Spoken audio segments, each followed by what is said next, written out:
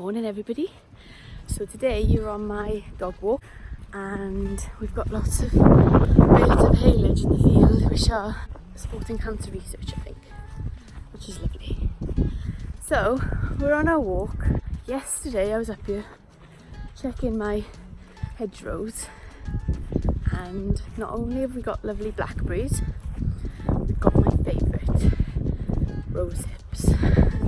Now I think they're my favourite because we don't get a lot. They're a bit more special then, aren't they, when you don't get so much or something. But I've got my bag with me today and we will go and collect some rosehips while the dogs eat the blackberries. Here they are. Beautiful rosehips. You can make lots of things out of them. You can make rosehip syrup, which is high in vitamin C, great for coughs and colds. Or you can make jelly, rosehip jelly. The dogs absolutely love this time of year too. They're in the hedgerows, as you can see, and what are they doing? They are blackberry picking.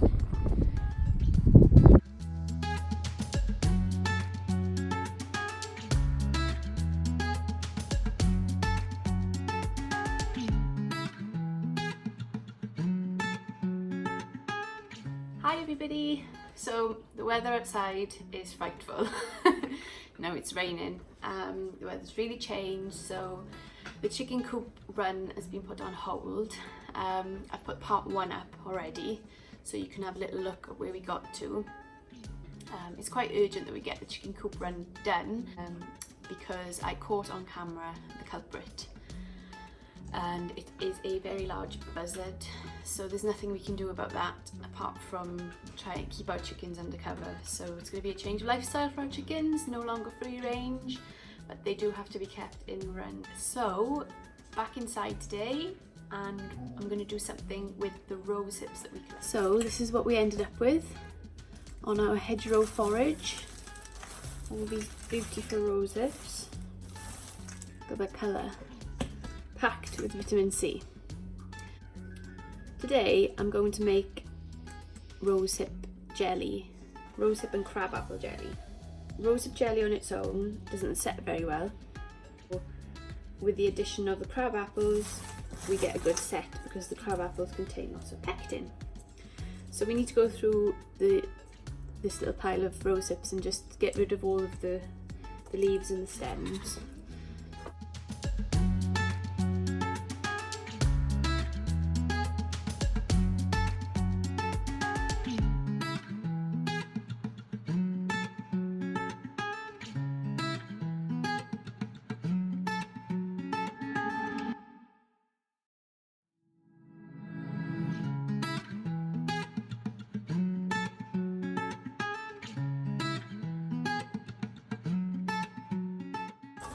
So we will transfer them back to the colander and rinse them under the cold water.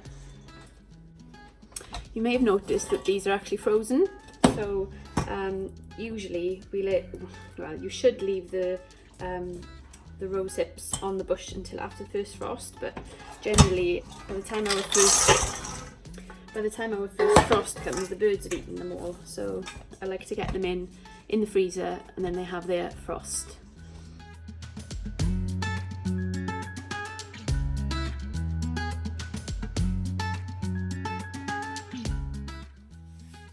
Okay, so what we need to do now is we've got about 2 pounds of rosehips in there, and I'm going to cover that now with water and bring it to the boil.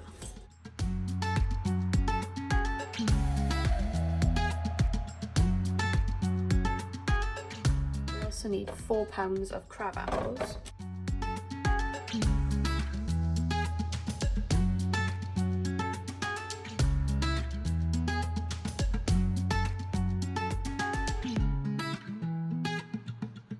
They need to simmer now until I'm able to pulp it, extract all those lovely juices. So now that the rosehips and the crab apples are now on the stove, we need to just simmer those until they turn soft enough for us to be able to mash and pulp them. We don't want to bring them to a boil. We don't want to ruin the nutrients and the vitamins that are held inside the fruits. So we're just going to soften them up slowly, which could take about 1.5 to 2 hours, and then we'll give them a good mash and strain them.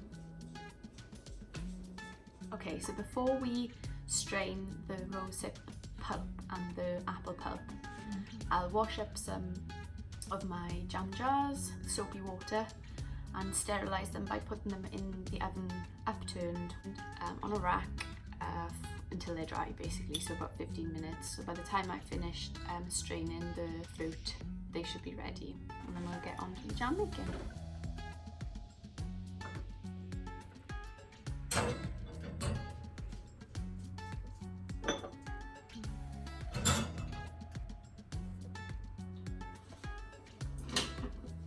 Okay, so as you can see, we've had these simmering along for a little while.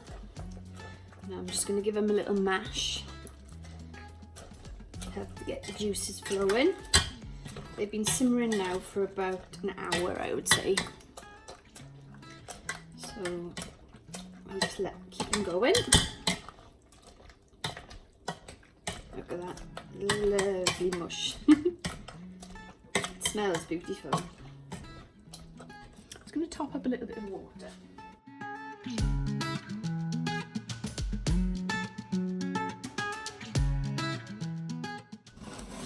And the apples. Oh, lovely and mushy too.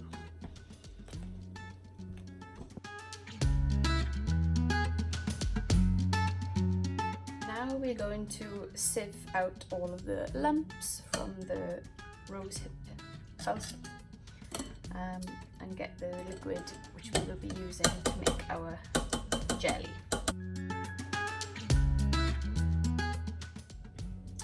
Now we do need to keep track of how much liquid we're getting, so we know how much sugar we need to add.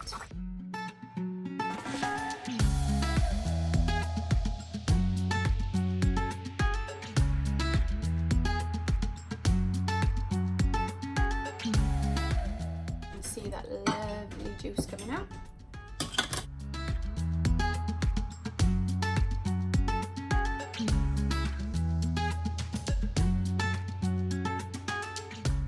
And I pop it into another saucepan because I'll process that again.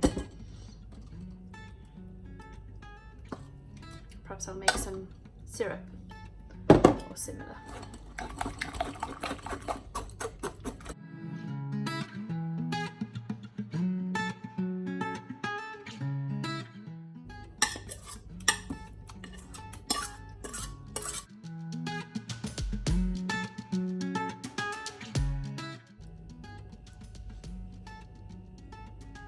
We've got 650 mils of rosehip juice.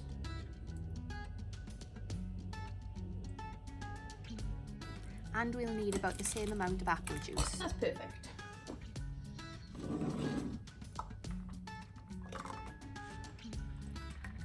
We've got about 1300 ml of juice to make into jam.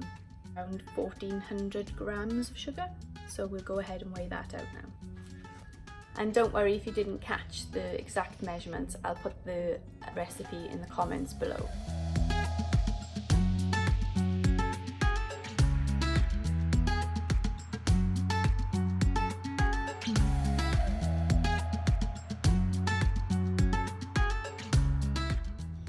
So now we need to heat up the jam until all the sugar is dissolved. And then bring it to a rolling boil.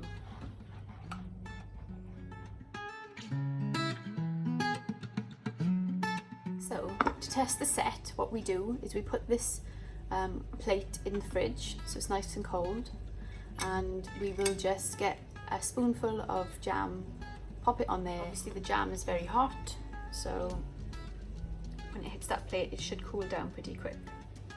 So you're testing for the set, so what you want to mimic what will that jam look like once it's cooled down in the fridge. So we put it on that plate, let it cool down, and then run the back of the spoon through. When I do that, if it's a proper set, it should leave a line. Either side should wrinkle. It's not doing that. Okay, let's try it then. Don't know if you can see wrinkles. I'm quite happy with that. I don't want to boil it too much. It'll ruin the flavour. Now we can take it off the boil, and what we need to do is just clear this, any of the scum that's settled around the edge.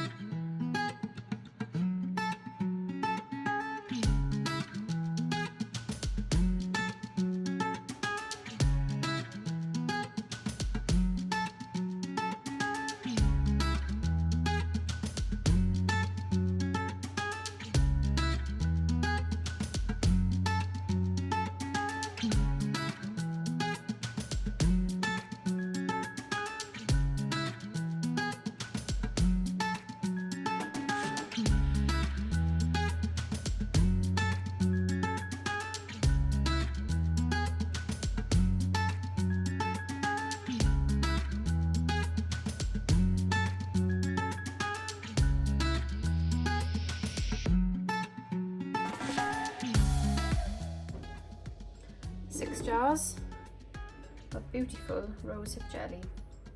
Pop the lids on those and let them set. So the jelly's been in the fridge overnight and we've got a nice set. I'll just show you how it looks spread on a nice bit of toast.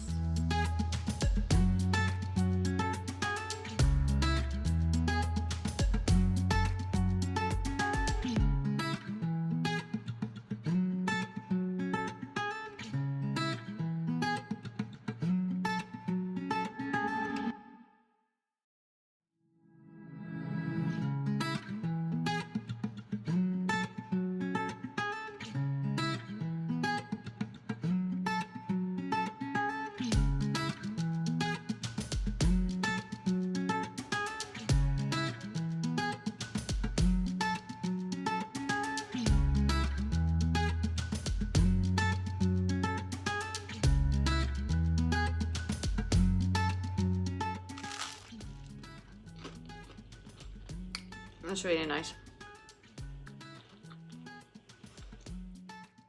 Thanks for watching, everybody. Catch you next time. Bye.